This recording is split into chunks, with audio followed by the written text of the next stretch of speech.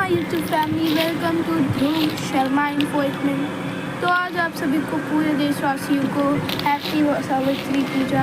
यहाँ पे आप लोग देख सकते हैं कि अभी हम लोग यहाँ पे पूजा करते हुए दोनों अभी पूजा कर रही हैं। यहाँ पे क्या होता है कि वृक्ष का एक पेड़ है और यहाँ पे हम लोग पूजा कर रहे हैं। देखते होंगे आपको यहाँ पे बहुत सारे फल है, जैसे कि मस्कमेलन, बनाना। यहाँ पे फिर इनको पूजा जाता है और उसके बाद यहाँ पे फिर उसको जो पंखा होता है, मतलब लकड़ी का पंखा होता है, उससे मतलब चलाया जाता है ताकि उस पर हवा लगे।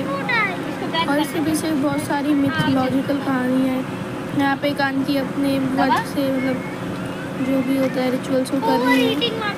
और यहाँ पे भी पूजा हो रही थी। यहाँ बहुत ज़्यादा ही गर्मी हो रही थी, इसलिए हम लोगों ने थोड़ा जल्दी जल्दी करने का ट्राई किया था।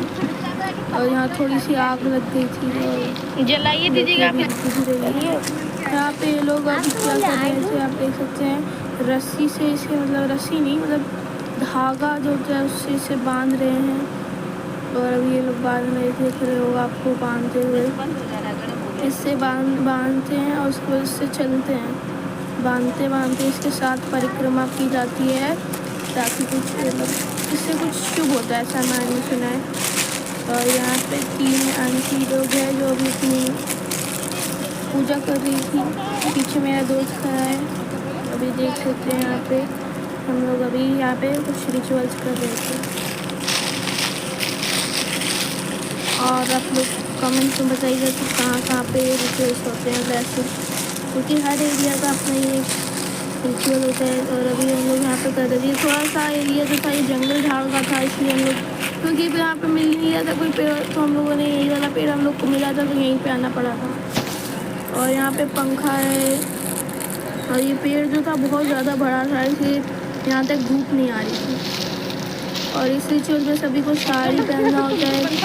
और देख सकते हैं तो यहाँ पे हो रहा है। और उसके बाद ये सब होने के बाद क्या होता है कि फिर जो मतलब एक यहाँ पे देख सकते हैं, इसके बाद इसी को इसी बांध के तोड़ दिया जाता है। देख सकते हैं इसका जो पत्ता होता है बहुत ज़्यादा ही बड़ा होता है, कुछ इस टाइप से होता है। अगर आप देख पा रहे हो तो बहुत बड़ा बड़ा होता है एकदम। ये भी बहुत ज़्यादा लंबा था। और यहाँ पे देख सकते हैं परिक्रमा हो रही है थोड़ा सा।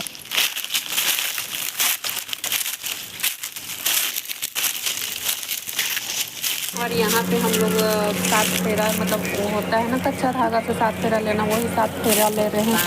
5 फेरा लिए थे, लेना होता है 7, लेकिन हम लोग का वो कच्चा धागा थोड़ा कम पड़ गया था, इसलिए धागा भी कम नहीं पड़ा था, लेकिन फिर भी हम लोग लपेट दिए उसी में। बहुत ज़्यादा गर्मी हो रही थी इसलिए। और यहाँ पे मेरी दीदी की फ्रेंड आई हुई है, तो वो भी फ़ोटो सही से लेने नहीं दे रही थी, बहुत डिस्टर्ब कर रही थी। पिछली बार घूमी नहीं थी ब्राउन वाली, मेरी बॉल।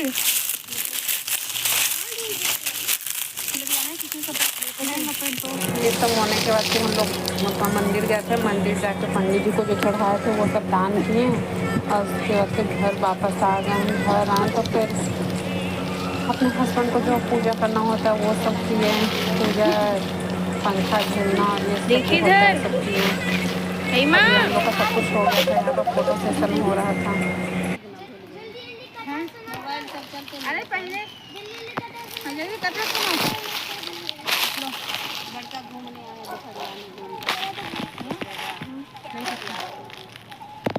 कोई संतान नहीं थी, इसीलिए उन्होंने देवी सावित्री की कठोर तपस्या की और उनके आशीर्वाद से उन्हें एक कन्या की प्राप्ति हुई। राजा ने अपनी पुत्री का नाम सावित्री रखा। सावित्री बड़ी होकर बहुत गुणवान और रूपवती हुई। जब वह विवाह योग्य हुई तो उसने अंधे माता पिता के इकलौते पुत्र सत्यवान को अपना पति चुना, जो वन में रहते थे। देवर्षि नारद को जब यह बात पता चली तो उन्होंने राजा को बताया कि सत्यवान अल्पायु है और उसकी शादी के ठीक 1 साल बाद उसकी मृत्यु हो जाएगी। लेकिन सावित्री अपने फैसले पर अटल रही और उसने सत्यवान से ही विवाह किया। विवाह के बाद सावित्री ने राजसी ठाट बाट छोड़कर वन में अपने सास ससुर और पति की सेवा करना शुरू कर दिया। नारद मुनि द्वारा बताए गए दिन ज्येष्ठ कृष्ण त्रयोदशी से सावित्री ने व्रत रखना शुरू कर दिया। घटना वाले दिन है ये आगे सत्यवान की मृत्यु और यमराज से वरदान, इसके बाद यही होगा। घटना वाले दिन सत्यवान जंगल में लकड़ियां काट रहा था, तभी उसके सिर में तेज दर्द हुआ और वह पेड़ के नीचे सो गया। तभी वहाँ यमराज के दूत सत्यवान के प्राण लेने आए। सावित्री ने अपने पति के सिर को अपनी गोद में रख लिया। जब यमराज सत्यवान के प्राण ले जाने लगे तो सावित्री भी उनके पीछे पीछे चलने लगी। सावित्री की पति भक्ति और ज्ञान वाली बातों से प्रसन्न होकर यमराज ने उसे 3 वरदान मांगने को कहा, लेकिन शर्त रखी कि वे सत्यवान का जीवन नहीं देंगे। सावित्री ने पहले वरदान में अपने अंधे सास ससुर की आंखें और उनका राज्य मांगा।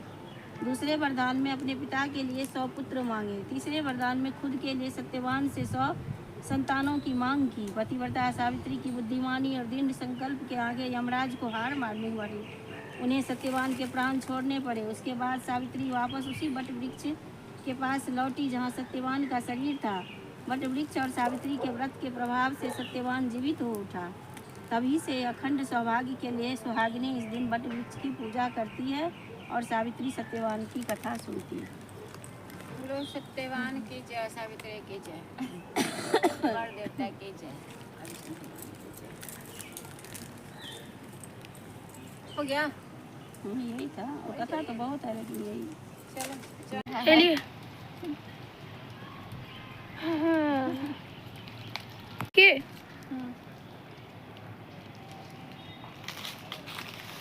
सामने जा। हाँ ऐसा समझ लो ना जी, खड़े क्यों है ऐसे?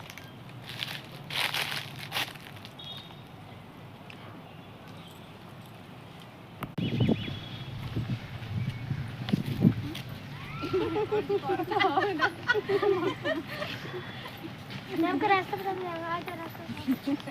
अरे कुछ तो बोलो। अरे कुछ टाइम तो देखो, चलते चलते देखो रैंप पे चल रहे हो। हो गया।